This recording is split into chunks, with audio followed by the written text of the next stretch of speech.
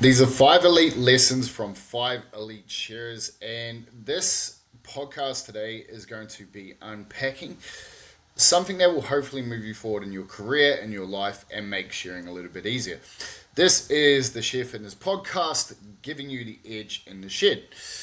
What can the world's best sharers teach us about mastery, mindset, and leadership? My name is Coach Dylan. I've been I shore for 7 years. I was in the sheds for 10 as a rousey, wall handler, presser, all of that, as well as sharing. And I also did the shows, the competitions, and stuff like that. Never a world-class sharer. I was probably on my way before sort of injuries and just wanting to take a different path. Led me down a different route. From there, I became a strength and conditioning coach. I've been lucky enough to work with hundreds of sharers now, everyday people as well, grandmothers, desk workers, all the way up to professional athletes in rugby league, AFL, and Olympic level athletes as well. And I've found that a lot of the lessons that allowed me to work with these incredible people actually came from the sheds. And so this is why I wanted to unpack this today. I do want to sort of foreshadow it, saying that some of this is coming from memory from 10, even 15, 20 years ago, but they're lessons that have really stuck with me for a long time. And so out of respect for these amazing athletes, if I have something that is a little bit off, I do please wish to reach out to me and let me know. But I'm just trying to share what I believe are lessons that have really stuck with me and shaped the course of my life, and also me as an athlete, as a coach. And I do really want to share these lessons, as I think they'll be extremely valuable. So the first lesson was from the great Sir David Fagan about living on the edge. And I remember back in 2017, it was at the Golden Shears. And it was in the quarterfinals, and they interviewed David Fagan because John Kirkpatrick, the current world champion at that time, had just missed out on the semi-finals in the Golden Shears, and this was unheard of. It was like the first time he had to make a Golden Shears final in like 20 years, and it was down to, I believe, like a pretty decent cut on a sheep. And so they were interviewing David Fagan, and they're like, "Oh, what do you think happened?" And David Fagan said this quote that stuck with me forever: is sometimes when you live on the edge, you're going to fall off. Okay, sometimes when you live on the edge, you're going to fall off. And at that time, all it came down to was literally, John Kirkpatrick was at the peak of his game. He was pushing as hard as he possibly can, made an accidental cut, something that he's probably never done, or does very rarely. And because he was pushing that line, pushing so hard for greatness, he was right on the edge of performance and he fell off. And why that stood out to me so much, at that time I was just a young up and coming sharer. I think I was either intermediates or seniors at that time. And I was really starting to think, like, how do these guys think and what makes them better than everyone else? And what that sort of said to me is that, like, the greats weren't just greats because they were, superhuman. The greats were greats because they made mistakes and they never gave up. And at the top level, success and failure are literally separated by millimeters, not miles. And that understanding that, like, the difference between greatness and just sort of like average is like very small. That 1%, that little bit of difference, that millimeter of difference is what separates the goods from the greats. And it doesn't feel like you're actually getting far until all of those millimeters add up. But what I also realize is that, when you do live on the edge like that, you have to take risk. You have to push speed, precision, endurance to like the absolute breaking point, because everyone's right there with you. And when you operate on that line, like, mistakes are inevitable. All the greats fail, and sometimes they often fail big. But the difference is the best don't fear falling off. They study to fall, they recalibrate, and they re-engineer, and then they climb again. Like, everybody falls off. And that's what I really realized here. I was like, shit, I didn't think these guys made mistakes. I thought they were just, superhuman. And then I realized, like, what happens. And I'm pretty sure after that, Johnny came back and, won a couple more. and he was one of the greatest shearers of all time. But he took from that lesson, or the greats always take from those lessons, and they always learn from it, and they come back even better.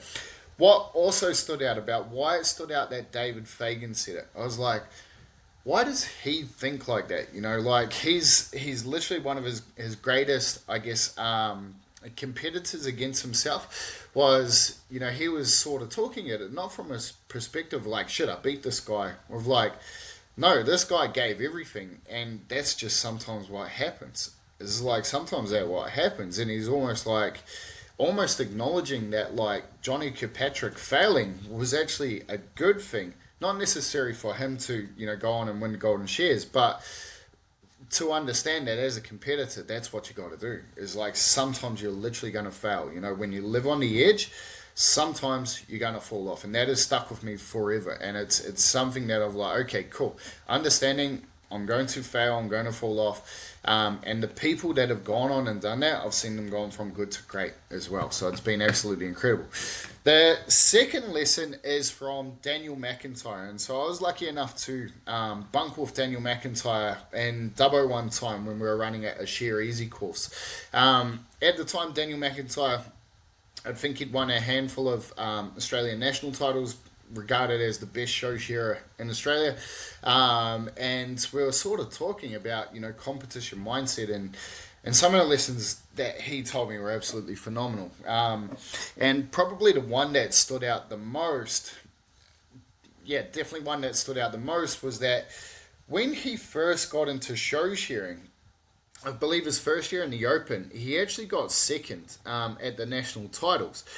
And he was like, "Holy shit! I've made this. I'm fucking on here. Next year, I'm gonna win." He's made it as a competition share and stuff like that.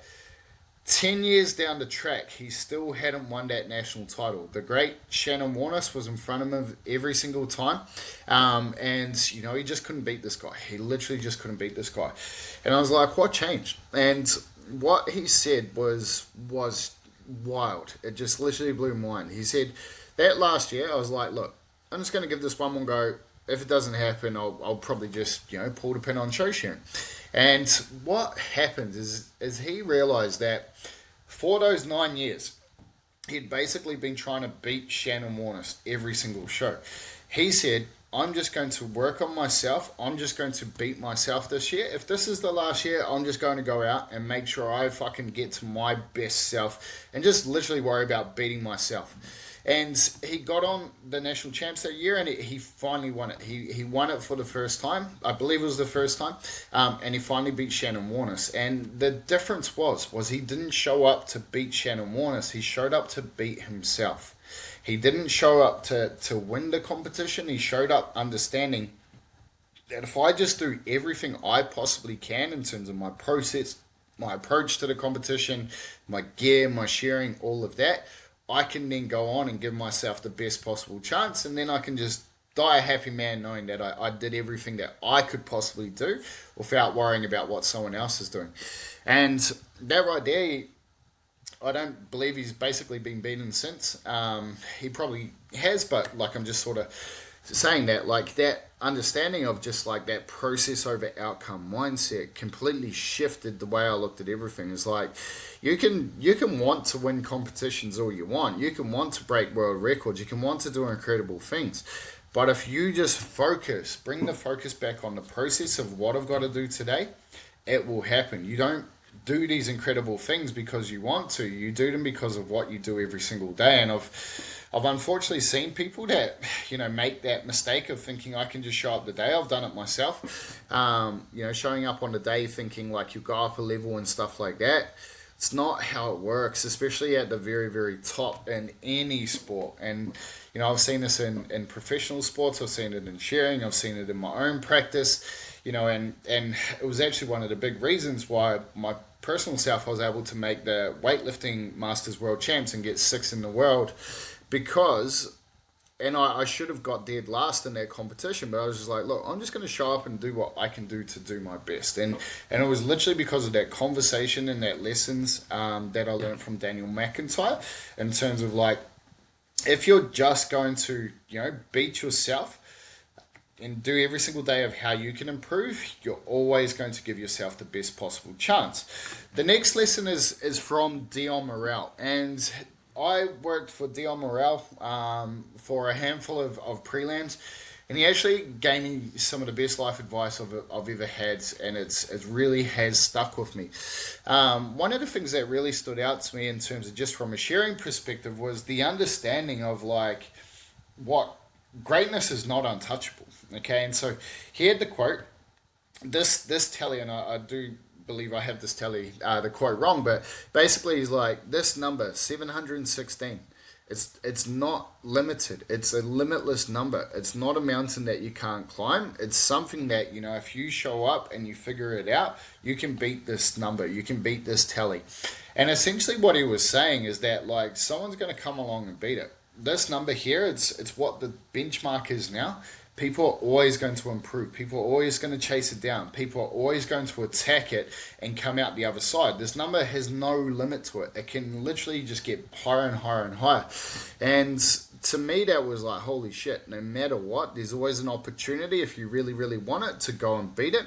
And there's always a way that you can go and beat it if you just literally go and search every single crumb, turn over every single stone. You will find a way to beat that number because it's just a number and it can be beaten, especially if someone's done it before. And once again, if you go back to these other lessons, you focus on yourself, millimeters of improvement. You got to work really, really hard, but it is very, very possible. The other lesson I got from Dion Morel was in terms of leadership, and I was ganging for him one time. I had a blown wrist. At the time, I didn't understand, but I was probably deeply depressed as well. I wouldn't say deeply depressed, but I was definitely depressed because, I blown my wrist. I couldn't work, and I was getting on the piss quite a lot, which I didn't really do. I wasn't much of a drinker, and anyway, I went to a party one night and basically just didn't show up for work, and then I called up Dion. I was like, bro, I'm in Alex at this random house. Any chance I could get a lift back to the quarters? I expected this man to just literally rip my head off. And I expected it, I deserved it, and I was like, just waiting for it. Get in the car. He's like, hey, bro. And I was like, fuck, sorry, bro. I really didn't mean to do that. And he's like, look, we've all been there, man. We've all been there. Let's fucking get you back on track. And I was like, holy shit. And like that there, and just thinking about it now, what that meant to me of like, okay, cool, you can fuck up, you can make mistakes. It's literally just getting back on track, and like literally, yeah, feeling fairly emotional about that right now, because like if he had to rip my head off right then and there, I probably would have thought, fuck this cunt, and like for me being that young age and probably like having, I wouldn't say I had an ego, but just, that young man sort of, what does these old cunts know sort of mentality. If he hadn't have said that, I don't think it would have had the impact and given me the empathy and the care and the love, for understanding that people do make mistakes, and we all can try really hard, and sometimes you just need that person to say, instead of a kick up the ass, a bit of a cuddle, and that's really helped me as a coach throughout my entire career. And I think a lot of people are expecting that kick up the ass, to be told off. But sometimes, a really great coach, a really great mentor, and a really great leader will just be like, bro, fuck it, it's all right. We've all been there. Let's get you back on track. And that really stuck with me, and it's hands down changed my life forever. So I really want to thank Dion for that. Now, number 4 is Stacey Tahuya. And so I was lucky enough. I really, really looked up to Stacey. When I was sharing at the time, he was going for the 9-hour U records. He saw some big tallies, and he was a very, very fit, strong man. And I was like, I wrote in my journal one day, I was like, I want to work with this guy one day, because I just wanted to work with the best of the best. And I didn't get to work with him in the shearing sheds, but eventually over time I got to work with him in terms of training and then also running on the Shear Easy courses. And I was talking to Stace about, what he's done in shearing and stuff. He's like, bro, like all of that stuff's cool, but these courses and be able to give back and share this knowledge, like this is what I really, really enjoy, and I'm really, really grateful to be able to do it. And so him doing those courses and giving back and sharing his knowledge, I was like, man, this guy's like literally at the top of the game, and like his thing that he's getting a lot of enjoyment out of right here is literally being able to share that knowledge with people because he knows how hard it was. You know, everything he's had the failures, he didn't quite reach his mountains that he wanted to, and he's like, fuck, maybe I can just give that to the next guy so that they can have a crack or so that they can do it a little bit easier so that they can stay and work. And that was something that was really really cool. And I think the way that I see Stace was like his career wasn't just defined by big tallies, by you know sharing for New Zealand and stuff like that. It was literally that. And what he also started to show me was that when you have a skill set, you should share it. You should send the elevator back down. It's like too many people are holding on to the shit. And in reality, it's like everything I know has come from lessons of other people or education of other people. Eventually, you get your own toolkit and you get your own style and flow, but you've learned from everyone that's come before you. We've done this for since people were people, and so we all owe it to the shoulders of giants. And people are a bit like shy to give this stuff away, but that was really cool. It's like don't hold anything back because giving back keeps your passion alive.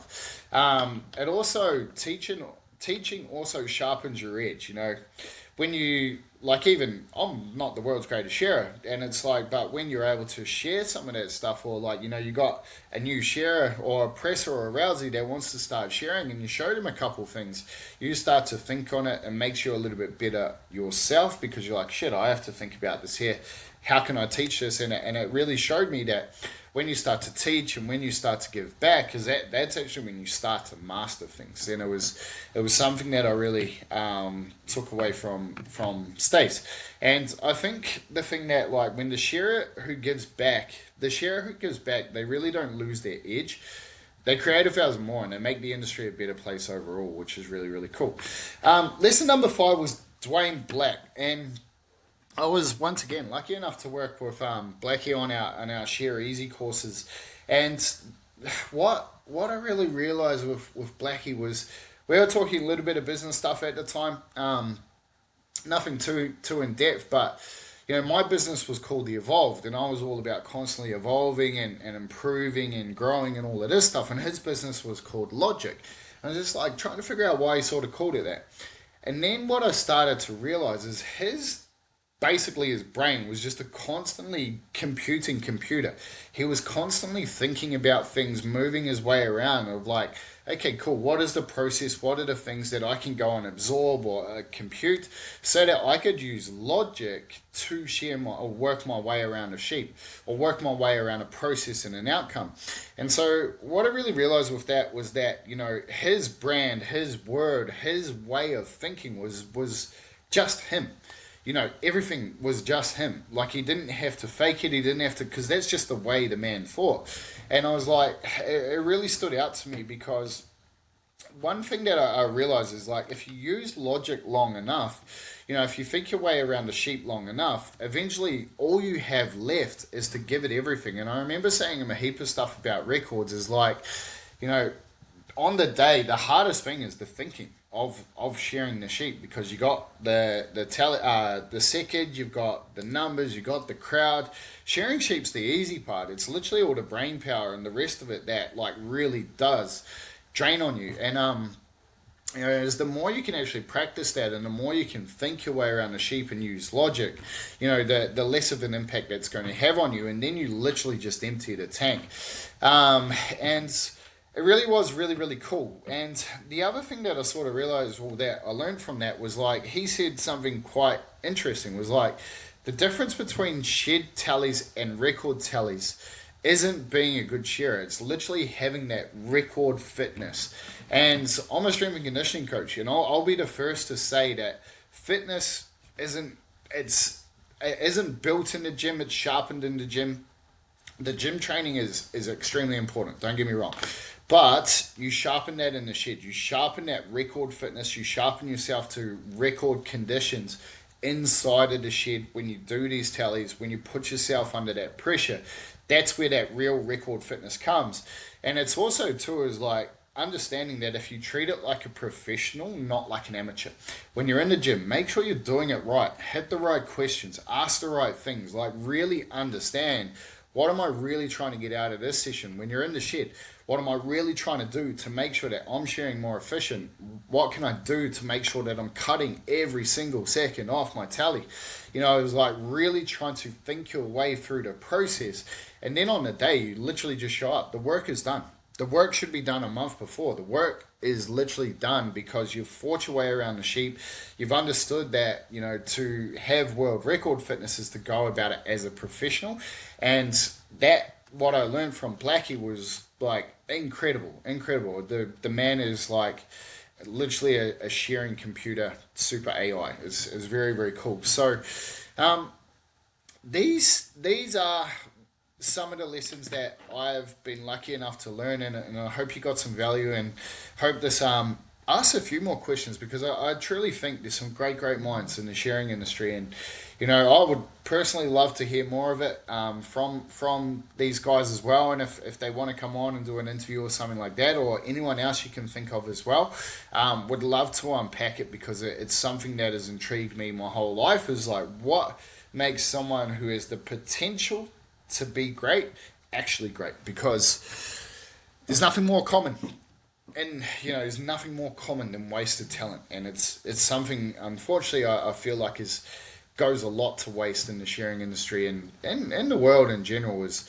you know, and I think just hearing these stories, hearing, you know, the struggles, that what people have actually gone through, some of their lessons and learnings, I think would be absolutely phenomenal and incredible. So I hope you got a lot from this. This will be a series, and so please do share it with your friends, or anyone you might find useful. And I look forward to the next episode. This is the Share Fitness podcast, giving you the edge in the shed. Let's get it.